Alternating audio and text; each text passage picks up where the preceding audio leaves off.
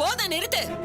Tour போலான்னு கூட்டிட்டு போயிட்டு அவனை நோகடிச்சு தனியா அனுப்பிட்டு இங்க வந்து கதையா பேசிக்கிட்டு இருக்க. உங்களை போய் பொறுப்பானவங்கன்னு நம்பி அவனை அனுப்பி வச்சாரு பாரு, இவரை சொல்லணும். ஐயோ கடவுளே, அவன் மட்டும் தனியா போயிருந்தா பரவாயில்ல, கூடவே ஒரு தரித்திரத்தை இழுத்துட்டு போயிருக்காடு. அவ கூட சேர்ந்து இவன் என்னெல்லாம் கஷ்டப்படுறானோ தெரியலையே.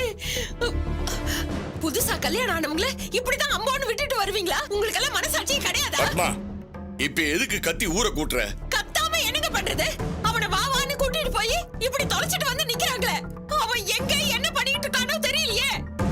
ஏய், இப்படி மரம் மாறி நிக்கிறியே, அவன் உன்னை நம்பிதானே வந்தான். அவனை மட்டும் சண்டை போட்டு அனுப்பி வச்சுட்டு உன் பொண்டாட்டி கூட பத்திரமா வந்திருக்கியே, இதுதான் நீ பாத்துக்கிற லட்சணமா? நீயே ஒரு பொறுப்பு இல்லாதவன், அவனை உன்னை நம்பி அனுப்பி வச்சனே, என் புத்தியே செருப்பால. போதும் நிறுத்துங்க. விட்ட இஷ்டத்துக்கு பேசிட்டே போறீங்க. உங்க பையனை காணோம்னா நீங்க தேடுற வழியை பாருங்க. அதை விட்டு எங்களே விசார பண்ணுகிறீங்க. இதான் உங்களோட பொறுப்பா? கோபப்படாதீங்க. விடுகுடிமா, அவங்க பிரச்சனை மட்டும் பண்ண நம்ம என்ன பண்றது?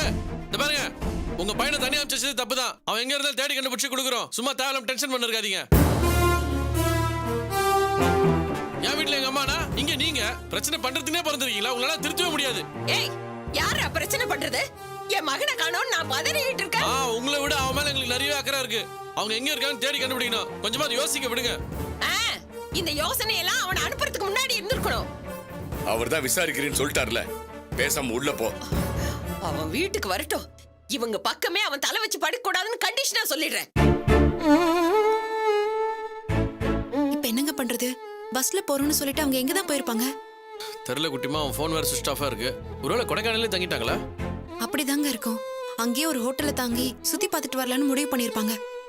அப்படி அங்கேயே தங்குறவங்களா இருந்தா வீட்டுக்கு ஒரு போன் பண்ணி சொல்லிருக்கலாம்ல. இப்படி பொறுப்பு இல்லாம இருக்காங்களே இவங்க.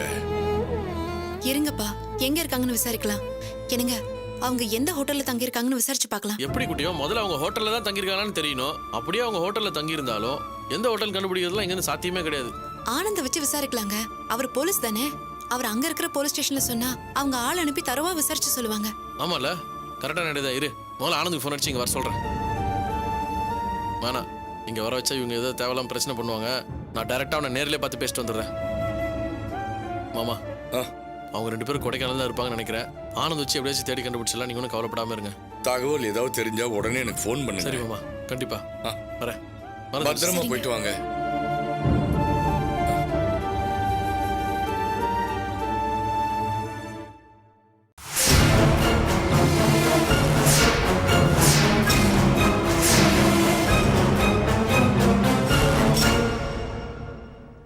என்னம்மா இது?